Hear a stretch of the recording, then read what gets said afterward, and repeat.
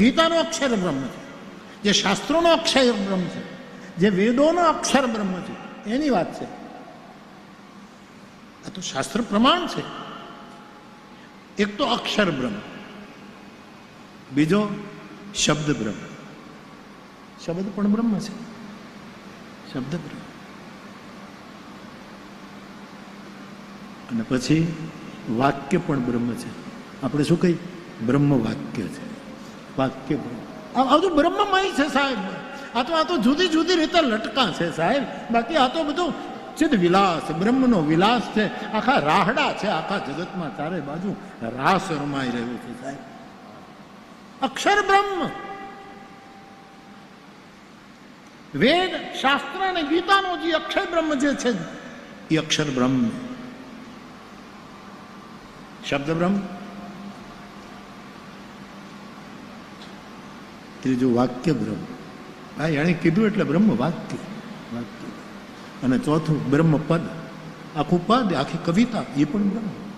આખું પાદ, આખું એક પાદ, આખી કવિતા. અક્ષર, શબ્દ, વાક્ય અને પદ, અને બધાને પાછું ઓળંગીન સાધકે એક ભૂમિકામાં જવાનું હોય છે. એનું નામ છે પરમ બ્રહ્મ.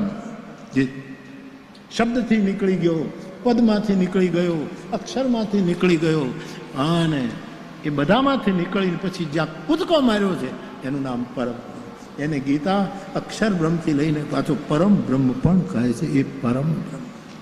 આ બધા જે શબ્દની રચનાઓ છે એ બધું બ્રહ્મમય છે. બ્રહ્મ લટકા કરે બ્રહ્મ પાસે. તો કથા કહેવામાં તો અક્ષર, શબ્દ, વાક્ય, પદ આ બધું લેવું પડે. આ બધું ગુરુ શું કરે? એની પાસે અક્ષર બ્રહ્મ હોય, ગુરુ પાસે શબ્દ બ્રહ્મ હોય, ગુરુ પાસે વાક્ય બ્રહ્મ હોય, ગુરુ પાસે પરબ્રહ્મ. આ બધા તત્વો ગુરુ પાસે. એવો કોઈ સમર્થ ગુરુ પરમાત્માના બગીચામાં આંટો મારીને આવ્યો હોય એવો પરમાત્મા, કે એના અંગ અંગમાંથી પરમાત્માની ખુશ્બુ આવતી એવો કોઈ સાધુ, એ બ્રહ્મ છે. તો મારો કહેવાનો અર્થ એ છે કે કઈ કથા એ અહીંયા કીધું નથી કે અમને ખાલી સીધી કથા જ રામકથા શરૂ કરી દીધી છે કુંભજ ઋષિ. આ કથા જુદી જુદી કથાઓ મળે છે. એટલા રામાયણનું દર્શન કરીએ એટલે આપણે ખબર. પણ ઘણા લોકો એમ કહે છે કે રામકથા નહોતી, પણ આમાં લખ્યું છે રામકથા, આમાં છે. અને એ કથા તું એ કરે છે, ફેરવી નાખ. હું બહુ સમજીને બોલું. ઘણાએ કર્યું છે પાઠ ભેદ. બ્રહ્મ કથા મુનિ બરજ બખાની. રામને બદલે બ્રહ્મ શબ્દ લગાડી દીધો. તો પછી રામકથા કેવી ન જોઈએ? તો પછી આ ગ્રંથને અડવું નથી. પહેલી તો મારી એક જ વાત કે જ્યાં સુધી કોઈ ગુરુના મુખમાંથી આપણે ન પામ્યા હોય ત્યાં સુધી આપણને વર્ણન કરવાનો અધિકાર નથી. મેં કાલે પણ તમને કહ્યું કે શિવજી કહે મેં રામકથા વર્ણવી, વસુંડી કહે મેં વર્ણવી. ને વર્ણવે કોણ? તે કરી બિમલ બિબે કબિલોચન વર્ણવ રામ ચરિત ભવ મોચન. ગુરુની રજ આંજ્યા વગર, એનું સેવન કર્યા વગર આપણું શું ગજુ સાહેબ? ગુરુપદ, ગુરુનો શબ્દ બ્રહ્મ, ગુરુનો અક્ષર બ્રહ્મ, ગુરુનું વાક્ય પદવાક્ય પ્રમાણ વેદાંતમાં કહેવાય. ગુરુનું વાક્ય બ્રહ્મ અને ગુરુ એનું પદ બ્રહ્મ, અથવા તો એનું ચરણ લો તોય બ્રહ્મ, અને પદ લો એટલે આખું પદ રચના એનું કરો. નથી આપણા વડોદરા બાજુ બધા નથી ગુરુપાદ મંગલમ, નથી વડોદરા બાજુ બહુ કહે ગુરુ મંગલમ ગુરુપાદ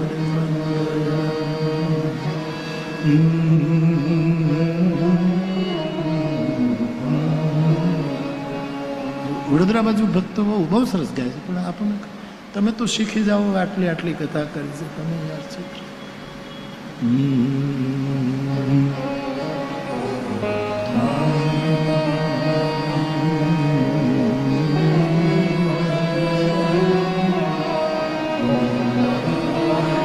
મુરદાસ બાપુ ગુરુનો મહિમા કેટલો ગાવો, મારા બાપ કેટલો ગાવો, પણ મને એક સંસ્કૃતનો શ્લોક આવો ગુરુ મહિમા ક્યાંય લખ્યો નથી.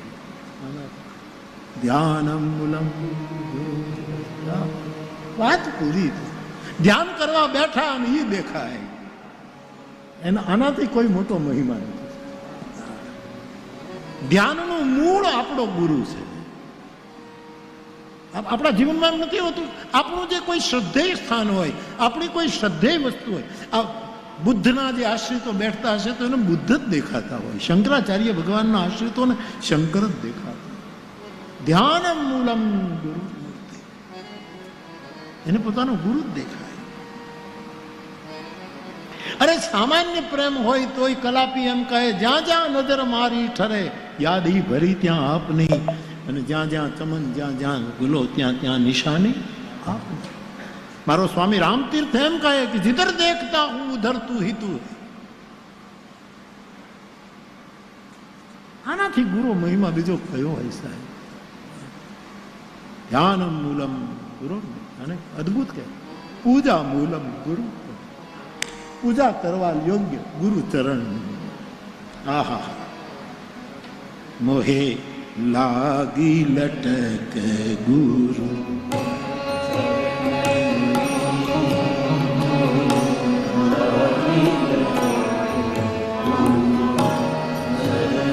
વિનોબાજીને કોઈએ પૂછ્યું કે તમારા કોઈ ગુરુ છે? તેણે કહ્યું, પરમાત્માને માતાના રૂપમાં જોઉં છું. મારી મા જે છે મને વિન્યો કહેતી, એ મારો પરમાત્મા. હું બાપમાં ઈશ્વરના દર્શન કરું, ઈશ્વરને માનું છું. ગાંધી બાપુને સંત માનું છું, એક ઈશ્વરને માનું છું, મારી માને માનું છું. આ બધા વિનોબાજીના શબ્દો છે. પણ ગુરુ તો કે એ જગ્યા મેં ખાલી રાખી છે, હજી હું નક્કી નથી કરી શક્યો. વિનોબા, એ જગ્યા ખાલી છે. એનો અર્થ વિનોબાએ ખાલી જગ્યા રાખી છે, એનો અર્થ કોઈ જન્મમાં એ પણ ગુરુ સ્વીકારશે. જગ્યા ભરવી પડશે. હાર પાર વાત કરી દીધી છે એને. ભાઈ મને, હું કોઈનો ચેલો નથી, મારો કોઈ ગુરુ નથી. મને ક્યાંય, હું ગુરુમાં માનું છું, ગુરુ પરંપરાને, ગુરુમાં માનું છું, ગુરુ પરંપરાને, પણ મારો કોઈ ગુરુ નથી. અને મને બહુ ગમે એ જગ્યા મેં ખાલી રાખી છે હજી. હા, એનો અર્થ એમ છે કે ક્યાંક ખેંચાણ છે, આજ નહીં તો કાલ એ ખાલી જગ્યા પૂરાશે, પૂરાશે. અને મને ખબર નથી, વિનોબાજી મોક્ષ માર્ગી છે, ભક્તિ માર્ગ તો ગળાડૂબ છે સાહેબ. મારા શ્રી સંતોની જે અસર એના ઉપર શંકરાચાર્યની બધા કરતા વધારે અસર. વારંવાર કહે છે જે જ્ઞાનેશ્વરના શબ્દો, ગુરુમુખી વેદમ ગુરુમુખી નાદમ. નાદ ગુરુમુખનો. આપણે બધા રામ રામ બોલીએ ને આપણો ગુરુ રામ બોલે, એ નાદમાં ફરક હોય છે. ગુરુમુખી નાદ. નમઃ શિવાય આપણે બોલીએ, પણ આપણો પહોંચેલો સાધુ નમઃ શિવાય બોલે, એનો નાદ કરે. એટલે ગુરુમુખી નાદમ અને ગુરુમુખી વેદમ. વેદ પણ ગુરુના મુખે જ જે સમજાય. ગ્રંથો તો આપણે વાંચી જઈએ સાહેબ. સદ શબ્દ સંસ્કૃતમાં સદ, એ જે એનો અર્થ થાય છે બેસવું. સદમાની બેસવું. સદ એટલે બેસવું જ થાય. જે ધાતુ છે સદની, તો એ તો બસ સદમાની બેસવું. એના ઉપરથી બે શબ્દો આવ્યા, ઉપનિષદ અને પરિષદ. આ બે શબ્દો સદમાંથી આવ્યા. એક તો ઉપનિષદ એટલે બહુ નજીક બેસવું, અને પરિષદ એટલે ચારે બાજુ બધા બેઠા હોય ને એની ભેગા બેઠવું. આનું નામ પરિષદ. આ વિચાર કરે, આ વિચાર કરે, આ મત કરે, આ પરિષદ. ચારે બાજુ પરિભ્રમણ. અને ઉપનિષદ આ સદ શબ્દની જો વિસ્તાર છે. કોઈ એવા મહાપુરુષની પાસે આપણે બેઠા હોઈએ સાહેબ, અને એના પાસે એટલે વેદ ગુરુમુખી. શાસ્ત્ર, રામાયણ, ભાગવત, આપણા શાસ્ત્રો, આ બધું જ આપણે ત્યાં ગુરુમુખી કહેવાયું છે. ગુરુમુખી. આપણો ગુરુ રામ બોલે ને આપણે બોલીએ, એમાં બહુ ફરક હોય. નાદ જ જુદો, એ નાદ જ જુદો. હરિઓમ હરિ ઓમ કોઈ ગુરુ બોલે, શંકરાચાર્ય ઓમ બોલે ને આપણે બોલીએ, એમાં ઘણો ફરક પડે. ગુરુમુખી નાદમ ગુરુમુખી વેદમ. અને આગળ કહું, શંકરાચાર્યના તો આ બે, વિનોબાજી તો બે જે જ્ઞાનેશ્વરમાંથી લે છે પોતે, ગુરુમુખી વેદ, ગુરુમુખી નાદ, આ બે ત્યાંના ટુકડા છે. પણ મારે કંઈક કહેવું હોય તો હું એમ કહી શકું, હા, ગુરુમુખી સાદ. સાદ તે દિવસે ઘરમાં રાહડા લેવા, જેથી ગુરુ આપણને સાદ પાડે કે છોકરા મારા કામ છે, તું આવી જતો ભાઈ 2 કલાકમાં. તેથી ઘરમાં રાહડા, ગુરુમુખી સાદ. સાદ ગુરુના મુખનો હોવો જોઈએ, ગેરનો નહીં. સાદ મારા ગુરુએ મને બોલાવ્યું, મારા ગુરુએ મને કામ. ગુરુમુખી સાદ, એના મુખમાંથી સાદ નીકળ્યો, એક પુકાર નીકળ્યો, એની કિંમત. અને મને કહેવા દો, ગુરુમુખી પ્રસાદ, ગુરુના મુખમાંથી જે પ્રાસાદિક વાણી નીકળે એ ગુરુમુખી પ્રસાદ. અને હજી છેલ્લું કહેવા દો, આ તો શંકરાચાર્ય ભગવાનનું, વિનોબાજીનું પછી શરૂ થઈ જાય એટલે પછી એમાંથી ઘણા લોકો નથી એમ એક બાઇક ઉપર જતો હોય ને ઘણા એની સાયકલ એનું બાઇકલું પકડી લે, નહીં કે પેડલ ન મારવા પડે, પકડી એનું હારો એનું હારે. એમાં મહાપુરુષોએ બોલાવી ને તેનું જરાક પકડી લઈએ એટલે પછી આપણી ગતિ સરસ. આપણું શું ગજું. પણ મને કહેવા દો, ગુરુમુખી નાદ, ગુરુમુખી વેદ, ગુરુમુખી સાદ, આપણો ગુરુ બોલાવે આપણને. તેથી મારા ગુરુએ મને હાથ પાડ્યો અને ગુરુમુખી પ્રસાદ. અને કોઈ બોલો કરો કે ગુરુ આઠું આપ્યું ને ખાઈ જવું, એવા ગેલસામાં નહીં જવાનું. ગુરુના મુખમાંથી નીકળેલું પ્રાસાદિક વેણ. આ પ્રેમ હોય તો લોકો બધું જે હોય તે જૂઠું ખાઈ લે, વાત જુદી છે, પણ એવો પ્રચાર ન થવો જોઈએ. ગુરુ પ્રસાદ એટલે એના વેણો, ગુરુમુખી પ્રસાદ. અને ડોક્ટર સાહેબ છેલ્લું, ગુરુમુખી દાદ. તમે ગાતા હોય ને કોઈ ગુરુ એમ કે વાહ છોકરા બહુ સરસ, તેથી બેડો પાર. સાહેબ એ દાદ, એની એરગેરની દાદ, ઘણા એરગેર દાદ દે, એનો શું અર્થ છે સાહેબ? એટલે 5 સૂત્રો યાદ રાખજો સાહેબ. ગુરુમુખી વેદમ, ગુરુમુખી નાદમ, ગુરુમુખી સાદમ, ગુરુમુખી પ્રસાદમ અને ગુરુમુખી દુબારા. અરે છોકરા બીજી વખત બોલ બોલી શેર. એ ગુરુની દાદ મળે ત્યારે માણસ કૃત્ય બને. તો સુર એક ઇધર હલો બ્રહ્મ કથા મુનિવર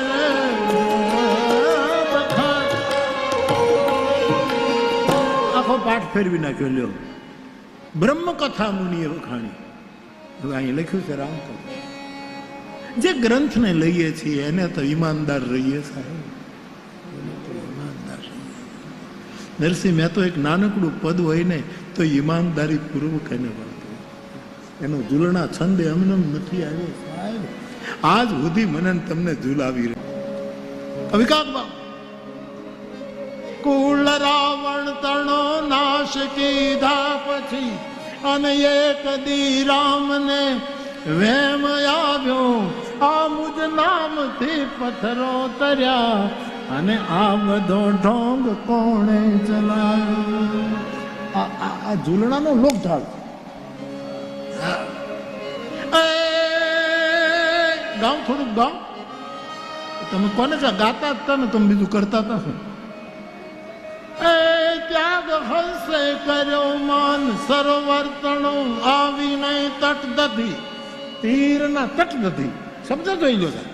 આવી નહીં તટ દધી તીર નાયો, પણ કોઈ એને પછી હંસ કહેતું નથી અને હંસ બગલા નિહારે. મોતી મળ્યા નહીં ત્યાં મળી માછલી અને સુખ લવલેશ ત્યાંથી ન લાદ્યું. શરીર રજડું જોને તીર સાગર તણે અને બક ગણે હંસનું માંસ ખાય. માટે ત્યાગ કરશો નહીં સજન મિત્રો તણો અને જેઠના તેજ અંગે પ્રકાશે. સજન મિત્રો અને સ્થાન ના ત્યાગથી ક્યારેક દુઃખના ઘોર વાદળ સમાય. પણ ત્યાં તો ગણગણી રાખજે કાગ તું મિત્રના હોય મર કઈક અવગુણકારી અને ભૂલતા જીભને દાંત કચરે કદી તો એને પાડવાની કરતો તૈયારી. હું પણ એ લેખ કાગળ લખ્યા તા પ્રહલાદ ને કાળ ને જીત કલમ ટાંકી અને વર્ષોના વર્ષ વિચાર કરીને લખ્યું અને પછી માંગતા ન રહ્યું. જોઈ લો દેવ સૌ પાળતા સહી બિરંચી તણ દેવનો દેવીએ જગત થાપે અને જાતો રદ બના કાગળો એક એવી ગતિ એનો ફેસલો નાથ નરસે જાતો વૈશાખ શુક્લ 14 વિશાલ રવિ હોત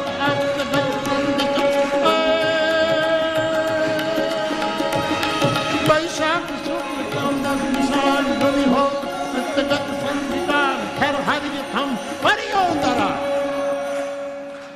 નૃસિંહ ભગવાનનો જન્મ સાહેબ તો બ્રહ્મ કથા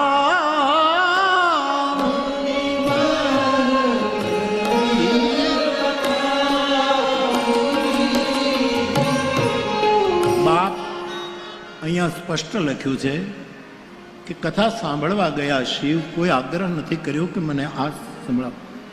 કુંભજ ઋષિએ જ રામકથા શરૂ કરી દીધી છે. મુનિબર જ વખાણ સુની મહેશ પરમ. મારા વક્તાએ જે ગાયું છે એને પરમ સુખ માની મારો મહાદેવ સાંભળે. પરમ સુખ માની, ખાલી સુખ નહીં, પરમ સુખ. ખાલી સુખ મળે ને એમાં કંટાળો આવે, પણ જેથી પરમ સુખ મળે ને પછી કંટાળો. આ સાબિત લોકોને ભગવાનની કથામાં પરમ સુખ મળ્યું છે, મળે એટલે જ લોકો આવે છે. આટલી શાંતિથી તમે લોકો સાંભળે. 40 વિદ્યાર્થીઓને જે શાંત નહોતો રાખી શકતો એ મોરારી બાપુ, આટલા લોકો શાંત બેઠા છે.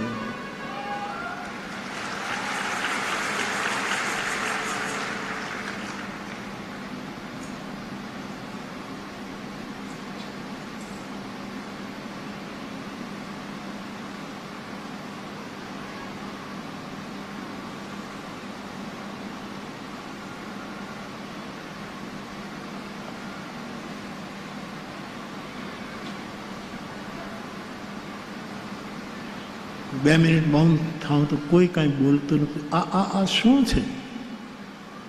આ કેમ થાય? બાકી મારો અનુભવ પોતાનો, પ્રાઇમરી સ્કૂલમાં 40 વિદ્યાર્થીઓ હોય, એને એક ખરખા બેસાડી નહોતો શકાતો. એક જણા બેવડું ત્યાં બીજો ઊભો જ થયો, સાહેબ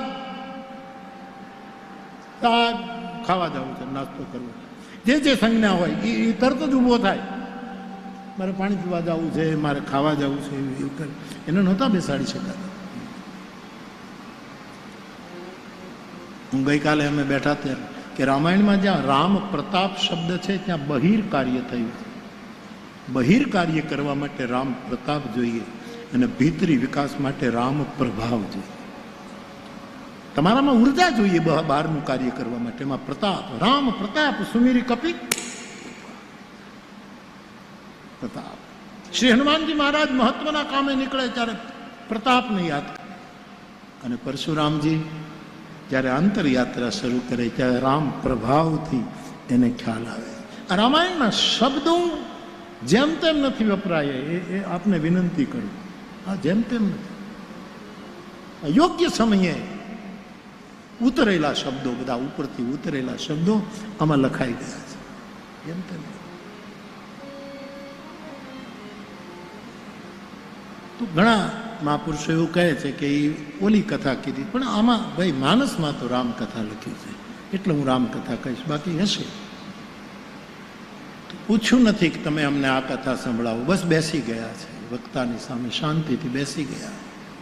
અને એનો અક્ષર બ્રહ્મ, એનો શબ્દ બ્રહ્મ, એનું પદ બ્રહ્મ, એનું વાક્ય બ્રહ્મ, એ પરબ્રહ્મના મુખમાંથી જે નીકળ્યા. કારણ કે ગુરુ સાક્ષાત ધ્યાનમ મૂલમ ગુરુ, પૂજા મૂલમ. મને બહુ ગમ્યા. તમે જુઓ તો મંત્ર મૂલમ ગુરુ, ગુરુના મોઢામાંથી જે શબ્દ નીકળે એ મંત્ર. હરિઓમ, રામ રામ, રાધે કૃષ્ણ મંત્ર નહીં, એ જે બોલે એને મંત્ર.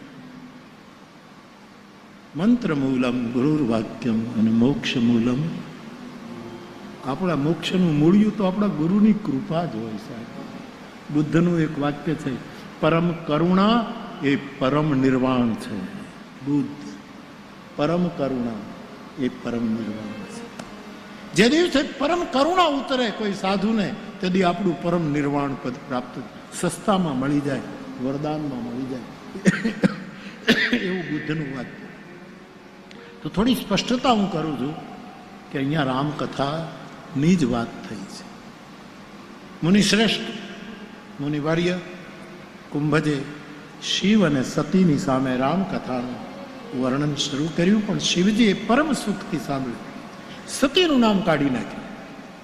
બેઠા તો છે જ, પણ એને સાંભળ્યું નહીં.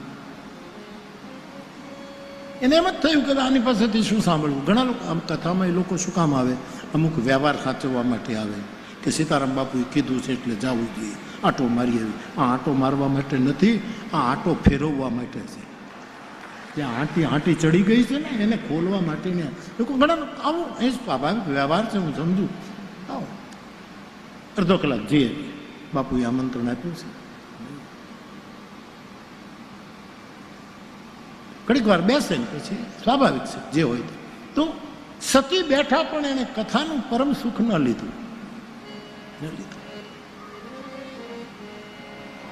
નહીતર કુંભજે સંગીતમાં કથા કરી.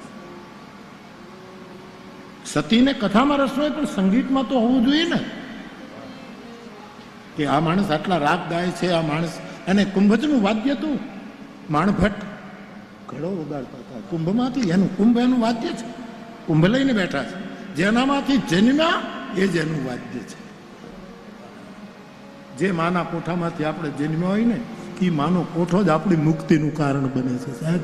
એ જ આપણને ધન્ય બનાવે કુંભ લઈને એને કથા. પણ સત્યને કાંઈ રસ. ઘણા માણસો આમ કથામાં બેસે, આપણને એમ થાય કે કંઈક, પણ ત્યારે એમ લાગે કે કથાના પંડાલ સુધી પહોંચવું એટલું જ પૂરતું નથી. ક્યારેક બેઠા હોઈએ, 9 દિવસ બેઠા હોઈએ, પણ ભાગ્યમાં ન હોય ને તો કાંઈ ગાંઠે બંધાતું. મારે અમરદાસ બાપુ કહેતા કે ગામમાં ભાગવતની કથા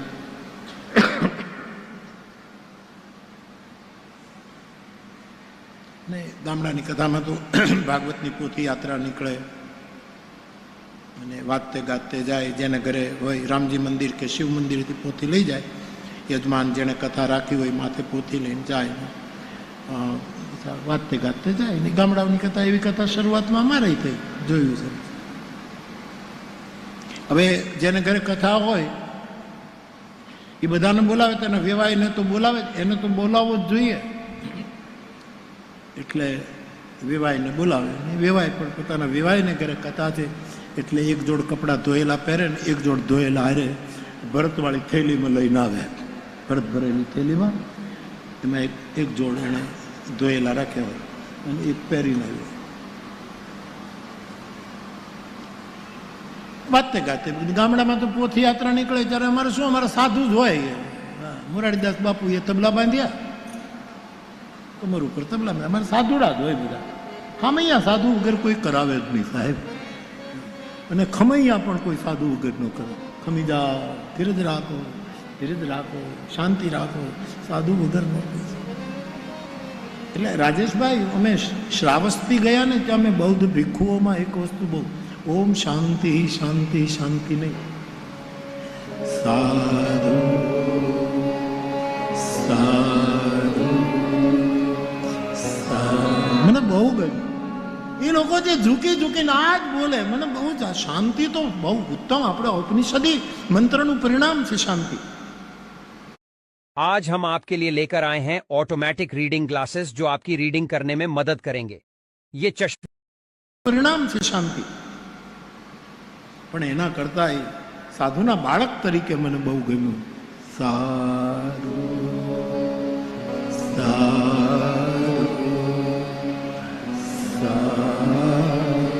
બહુ સરસ, બહુ સરસ. હા હા, કેટલું મીઠું લાગે છે. ભગતી મધુરતા જાય, અંદર મીઠાશ આવી જાય. તો મોરારીદાસ બાપુએ તબલા બાંધ્યા.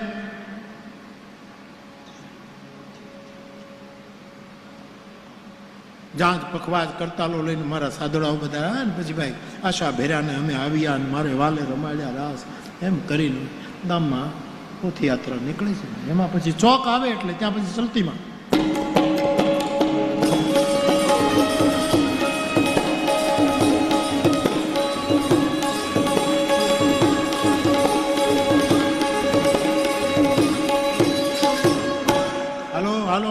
આગળ હાલો તારા દેશું ઓરડાને દેશું દેશું મેળી તેરા આવેલ આશા ઉતારા દેશું ઓરડાને દેશું દેશું મેળી તેરા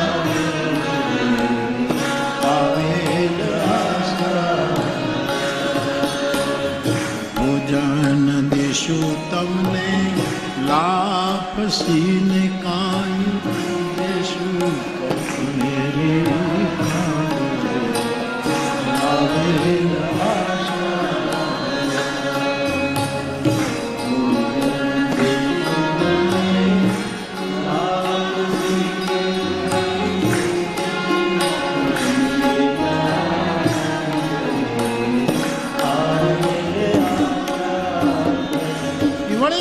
પોથયાત્રા આગળ ટપા ભગવાનની દુકાન હોય ને ત્યાં પંચાયતનું ચોરો હોય ને ત્યાં વળી ચોક આવે એટલે મોરારીદાસ બાપુ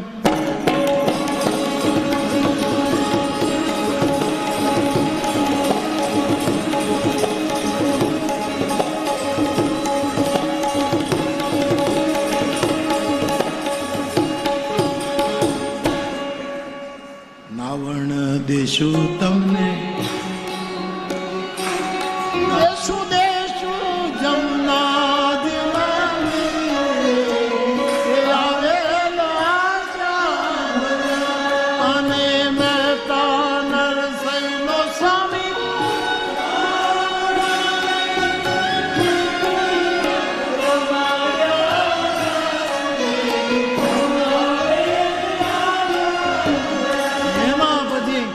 આપણા ગુજરાતના અને એમાં ખાસ કરીને સૌરાષ્ટ્રના હામૈયા ને એના રાસ ને ગ્રહ ચેતના યુનેસ્કોમાં પહોંચી ગયો સાહેબ આપણું રાસ. અને આ છોકરો તો દ્વારકામાં ગોમતીના કડકડ પાણીમાં એની આખી મંડળીને અને ગોમતીના કડકડ પાણીમાં ઉભા રહીને રાસ કર્યો આવે છોકરાએ ગોમતીના દ્વારકાધીશના. મેં કીધું આ રાસ જળમાં ક્રીડા આવી તે બહુ મોટો બહુ એક નોંધની કામ કરી ચેતના. આપણી આખી વાત જ જુદી છે. હા, એટલે રોટલો ખાવા માટે વીરપુર આવવું પડ્યું હશે ઠાકોરજીને સાહેબ બેકર ના